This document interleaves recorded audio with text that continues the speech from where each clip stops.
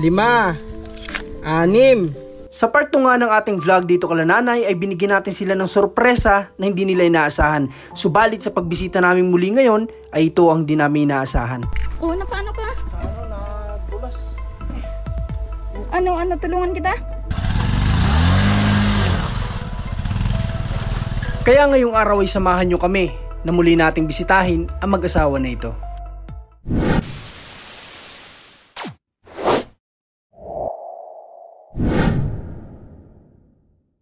Good morning po sa lahat. Ngayon po ay 9 AM ng umaga at andito kami ni Commander. Inaantay po namin yung tricycle na may dala ng isa sa sorpresa na naman ngayon para po kala nanay at tatay. So antayin lang po natin sila at maya lang po didiretso na rin tayo sa kanila. At kinausap namin sila kahapon, huwag muna silang magtatrabaho ngayon dahil simula nung bumisita tayo sa kanila ay hindi na daw sila muna lumalabas kasi mukhang okay naman, may foods naman sila. Alam nyo naman na matatanda, basta may pagkain lang yan, masaya na po yung mga yan. So tara, samahan nyo kami ni Commander, punta tayo ulit doon sa kanila. Kaya? Kaya? At dito pa lang nga sa bungad ay di namin naasahan na ganito pala.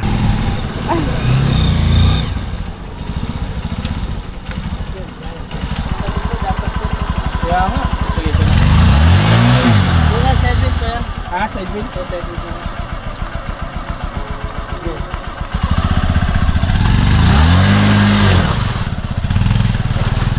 Dito pa lang ay nag-uumpisa na kaagad ang hirap ng daan dahil nga sa sunod-sunod na pag-ulan dito.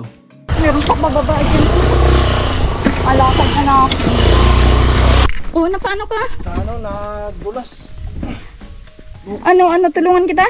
Hindi, okay. Lumubog yung lumubog mga kalingap yung yung gulong. Hindi makaandar. Yung tricycle kanina tinulak ko din dito. Sobrang dulas nga pala talaga. Kaya itong motor, tumba din dito.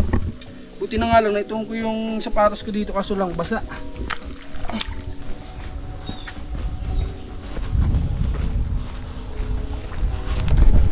At dito nga sa awa ng Diyos ay nakarating na rin kami at unti-unti na naming ibinababa ang mga dala namin para sa bubong nila nanay. Thanks kay God kasi nakarating tayo kahit na talagang sobrang hirap po ng daan kanina. Naawa nga po ako doon sa tricycle kasi hirap na hirap din siya, dumudulas yung mga gulong. Tinutulak ko na lang para lang makarating po dito. Tayo ay nadulas din kayo, buti na lang wala si Commander dun sa motor, buti mas pinili niyang bumaba kanina. So tara po, at meron tayo dito dalang 9 pieces na yero para sa buhong nila tatay. Kamusta po kayo? Ito. Parang kakalaban nyo lang po Kahapon pa yan. Ay kahapon pa po. Tay, dito ka po tay. Dito ka po. Kahapon pa yan, hindi lang natuyo. Ay, kamusta na po kayo? Ito, mabuti naman. Okay naman. Tayo po tayo dito, kaya tayo nito tatlo? Oo, tayo. Di tayo dito. Kahapon po, anong oras kayo nakauwi? Alas 5 na. 5 na. Alas 5 na ng hapon? Oo. Naluto nyo po yung gulay na gusto nyo lutuin? Naluto naman. Naluto namin. Pinangulam nyo po kagabi? Oo. Saka yung iba, ngayon lang. Kapag po ba nagluluto kayo nanay, sakop na yung hindi lang pang isang ulaman? Hindi, naluto kami ng isang ulaman patapos yung tira niluluto uli namin. Siyempre pag niluto namin lahat ay di napapanis naman. Opo. Ano po ba yung lutuan ninyong gamit diyan? Pugon. Pugon? Saan kayo kumukuha ng panggatong nyo? Uling. Bumibili rin kayo ng uling, binibili nyo pa yun? Oo, binibili namin pag wala kaming uling. Binibili namin ang uling. Binibili pa pala, okay. So mga kalingap, kahapon nakita ko sila nanay sa sentro at nag-live nga tayo sa ating Facebook page kahapon. At nakita ko sila na bibili doon ng gulay. Okay. Yung tinutukoy nyo ba nanay na anak ninyo yun nandito banda? Yan bahay na yun. Ito? Oo. Maliit din pala nanay ang bahay ng anak ninyo. Maliit at hindi pa sila kakagawa ng bahay. Kaya po pala nanay, hindi rin talaga ninyo sila maaasahan siguro sa kung ano man yung tulong na may tutulong sa inyo. Kasi nga po, ganito po yung buhay din nila. Sila, maayos naman ang buhay nila dahil talaga ang ang ugali ng asawa niya hindi maganda. Laban sa biyanan. Kaya ganun. Okay. Yan nyo na po nay at wag na lang po tayo magsalita dun tungkol sa niya no. At siguro po hindi naman kasi pare-pares po ang tao eh. Ay, kaya nga, yun nga sabi ko. Hindi Pwede din pong may hindi sila nauunawaan sa inyo, pwede rin may hindi kayo nauunawaan sa kanila. No, nanay? Ganun May, na nga. okay, ganun ang nangyayari. Si tatay, kamusta naman si tatay? Ayos naman. Ha? Mabuti. Parang nung bata-bata po siguro si tatay, gopings ano? Ay, oo. Marami daw babaeng pinahirapan. Aba! Tatay, naging ilang po, sinanay lang po bang unat huling na pangasawa ninyo? Ay, Wala kayong ibang naging asawa? isa. Ah, may una Isa. kayong naging asawa bago Oo. si nanay. O 15-16 yung naging asawa ko nung una. Ano po? 15-16. daw. Ah, ang Ako edad? na may 25. Ang edad ko. Nung maging asawa ko yun. Hindi po kayo nagkaanak, tatay. Ay naagasan. Nasaan na po siya ngayon? Buhay pa man? Ay, buhay pa. Nag-asawa ng bago. Ngayon may asawa naman ay may kabit. Yung na babae. Ngayon ang anak ay unsi. Unsi ang anak. Anak ang Ay, unsi. grabe, ang dami. Si nanay naman, nanay, ikaw ba? Si tatay lang talaga yun ang pangasawa mo? Walang iba. Walang iba? Ano yun, nanay? Hanggang dulo na po yan. Hanggang Siyempre, at maiedad na po tayo, ano? ano pa. Kayo po ba, matanong ko, ikasal po kayo? Ay, hindi. Hindi at kasal siya doon sa una. Kasal ako sa Ah, una. okay. Pero kayo po, bali ilan na naging anak nyo ni tatay? Ano yan? Siyam yan. 2 lang ang buhay. Siyam, 2 ang buhay. Ang dami. Ang dami namatay. 7. Bakit po, nanay? Sa mga masanggol pa yung iba. Yung 2, malaki na. Namatay sa panganak yung babae. Yun naman binata. Yung isa ko, yung Natrangkaso lalaki, na kuwan din. napasma. Sa Napasma. pag-uuling daw. Grabe. Ang daming patay, nanay. 7 nga. 7. Ito. 2 lang ang buhay ko. Yung panganay, saka yung panlima. Yun lang. Grabe. Ngayon ko lang to nalaman, Ang mga anak kalingap. naman nung panganay ay 3. Ano mama? Kung tutuusin po pala, ang dami palang pwedeng tumulong dapat sa inyo na mga anak, ano? Naman. Sa- Kahit baga po sa paggagawaing bahay, Oo. matutulungan kayo dahil sa gantong edad nyo na nga. Kaso, ano po, ilan po ang namatay sa tiyan pa lang? Ilan? Hindi. Pagkakalabas, mga 1 buwan at kalahati, ganun. Ano po yun ay? Wala ba kayong iniinom na Wala. ano? Ay dahil lang talaga. Ang anak ko kaya, pag 1 buwan at kalahati, kala mo 3 buwanan, malaki. Kaya kuminsan, kaunting lagnat, nagkukumbulsyon sila. At sa sobrang laki ng mga bata. Ano po yun ay hindi nyo na itatakbo sa ospital, ganun? Ganun. Ay kuminsan, hindi. At kung walang-wala nga kami, katulad nito, kuminsan, mahina ang dilahensya. Kaya yun, 7 yun lahat. 2 malaki, saka 5 maliliit, sanggol pa talaga. Mga 4 na buwan, ganun. Grabe. Yan lang, 2 lang. Si tatay po ba dati, ano yung trabaho ni tatay? Pagugupit na talaga? Walang ibang trabaho. Talagang naging manggugupit lang si tatay? Yan lang ang trabaho niya. Yan lang ang binuhay sa mga Ako anak. yung magugupit ay may barberia sa sentro. Opo, kaya ito na yung minanan ninyo na trabaho. Yun ang pinamanahan kong trabaho. Ang 2 anak niyo po ba, tatay, nanay, ay napag-aral niyo po? Nag-aaral yan. Naka-ano rin yan sila, nakatungtong rin sila ng high school kahit papaano. Nakagraduate sila ng high school? Hindi man, at kuminsan ay kapos-kapos, ay nagtirigil sa pag-aaral. Ganun. Nag-asawa na agad. Nag-asawa na agad. Pero yung simula pag-aaral nila, yung ang pinangpapaaral doon ni tatay, yung paggugupit niya. Yun na ang pinagpaaral sa mga anak, paggugupit. Galing din mga Malakas kalingap. naman ang gupit na at may chef kami.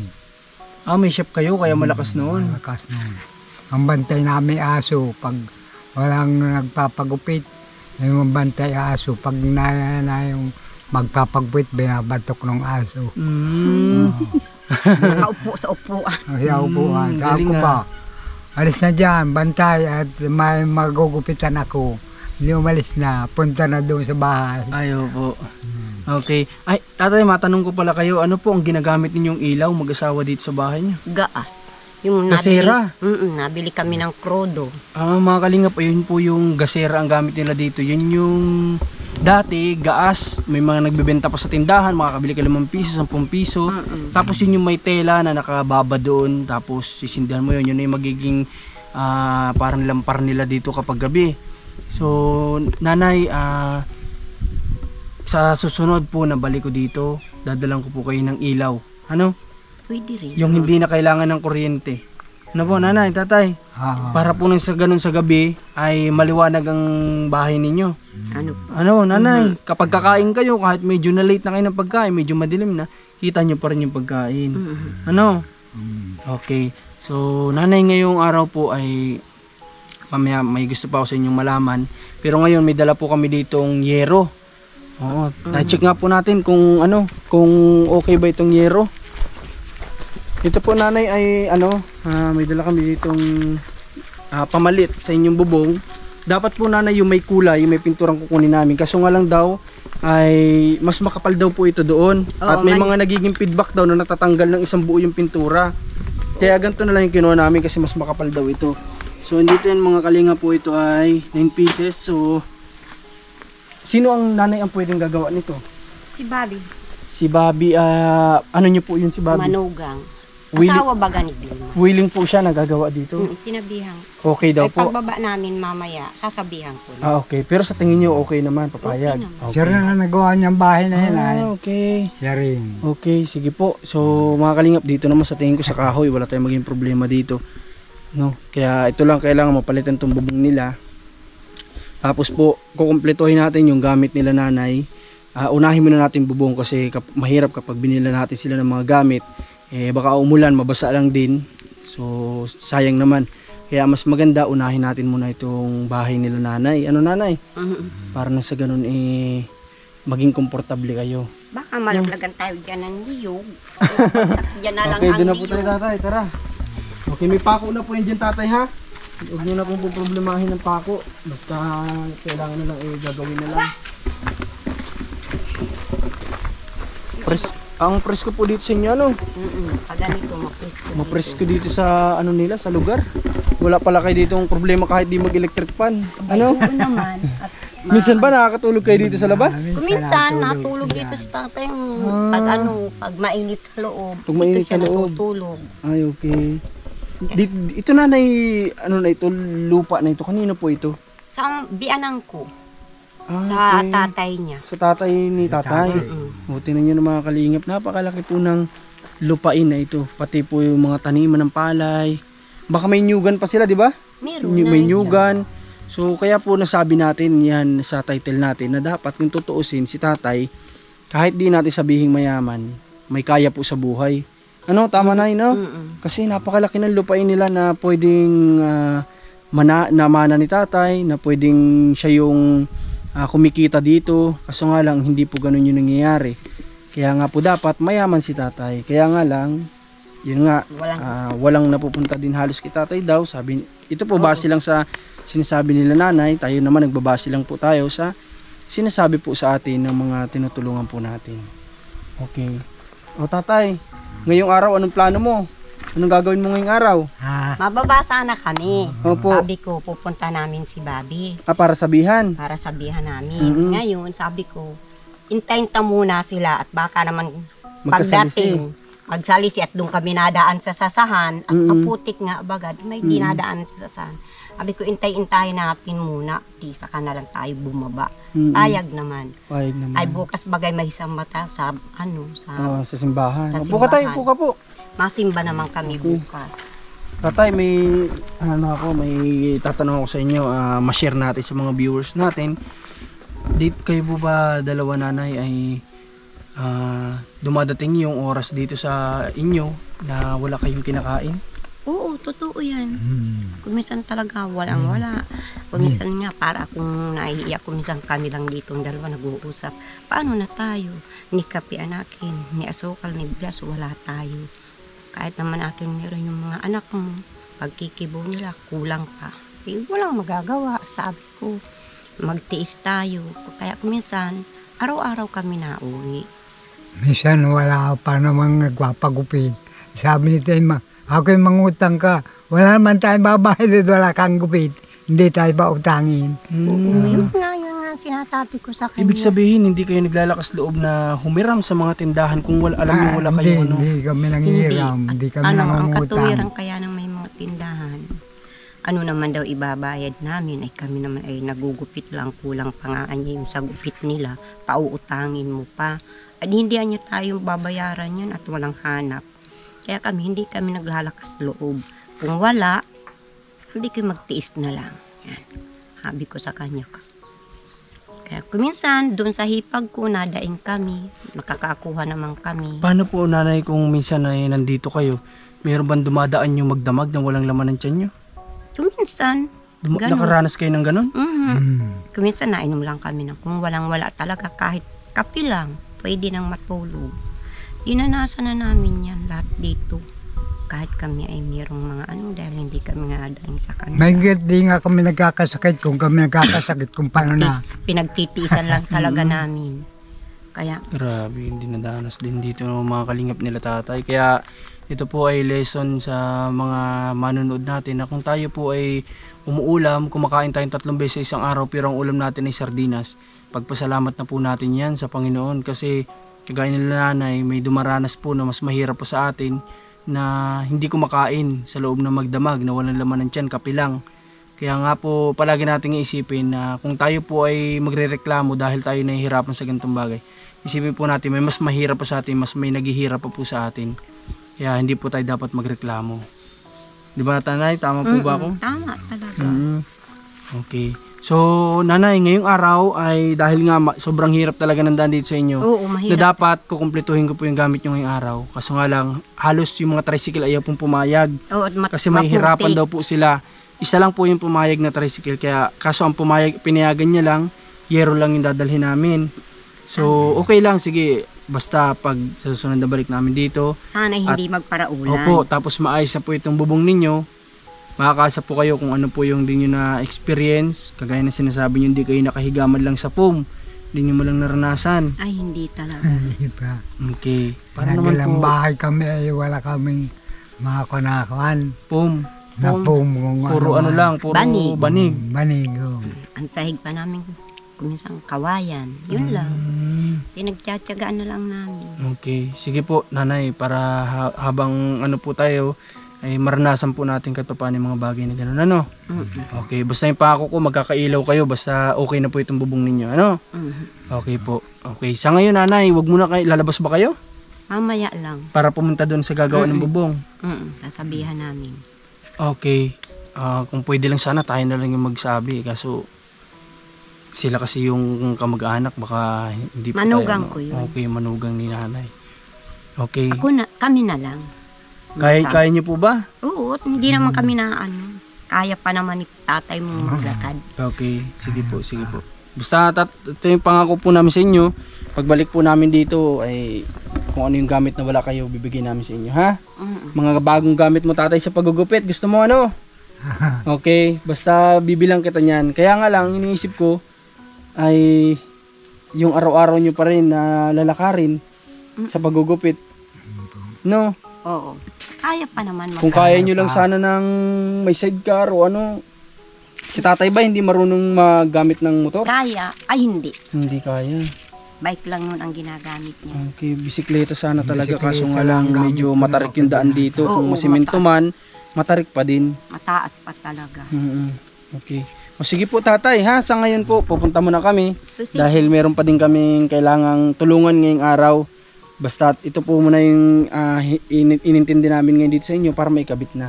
Ano, nanay? Sige, Okay salamat. po, sige po tatay ha. Ingat Marami kayo. pa ba yung grocery? Marami pa? Marami pa. Okay, yung bigas. Marami Meron pa? pa. Oo. Okay, sige po nanay ha.